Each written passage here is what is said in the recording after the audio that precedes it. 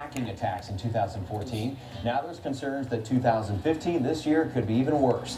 We'll have the details in a story only on KOLD News 13. We're coming up right after the break.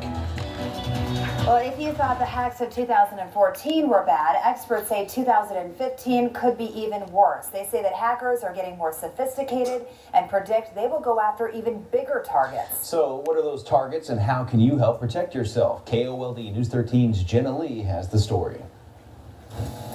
Between credit card numbers, personal information, and private photos, many of us trust a lot of sensitive information to the internet. Ian says he's no exception. In my business, I'm relying on the internet in just every facet of personal life. So when he received a notice that an online service he subscribed to was hacked by an unauthorized party, he says it was pretty unsettling. Initially was a little bit scared. Although Ian says he changes his passwords regularly and is careful when it comes to online activity, hacking is still a worry for him.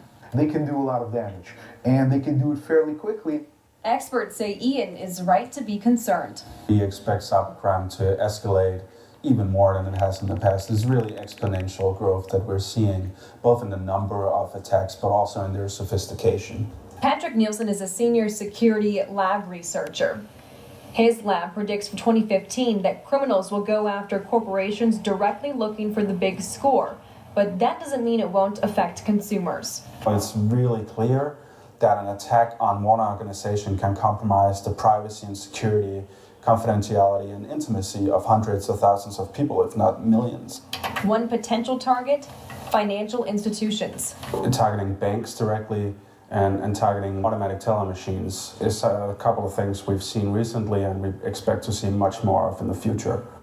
And with the growing popularity of virtual payment networks, Nielsen expects those to be a new target.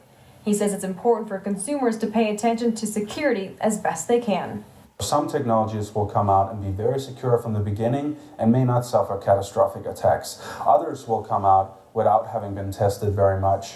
Experts also say hackers are now going after individual users in order to find ways into corporations.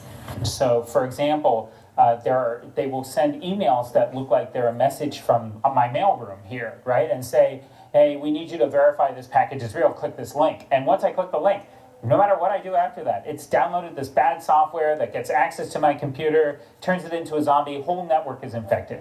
So how do you protect yourself against the ever-changing attacks?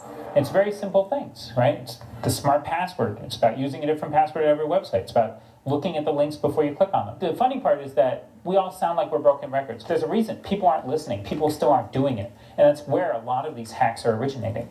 As for Ian, he hasn't suffered any negative consequences from the data breach, but he remains vigilant. What motivates me to take these precautions is, the headaches that you can face if, your information is stolen.